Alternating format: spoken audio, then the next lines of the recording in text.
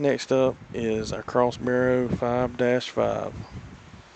Again, the male out of the three mates we got in here, and again, look at that consistency of litter. And again, I know we're just looking at an individual you want to buy, but when you get consistency within those litters, you got a little more predictability in what you think your outcome's gonna be, because they're not messed up. They're just good hogs throughout.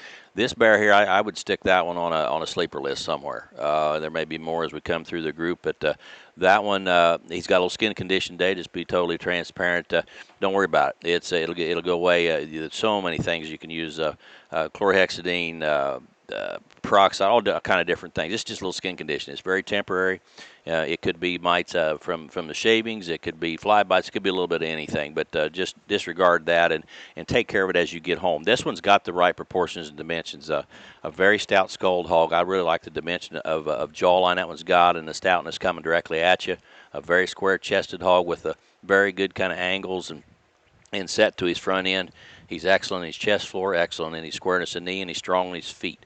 Then you look at the center of his rib cage. He's really good as far as the turn of center shoulder blade and the shape of center rib. He's got a pliable kind of center, but still a very shapely, crisp kind of a top, and a very square kind of a hip, and able to reach and go.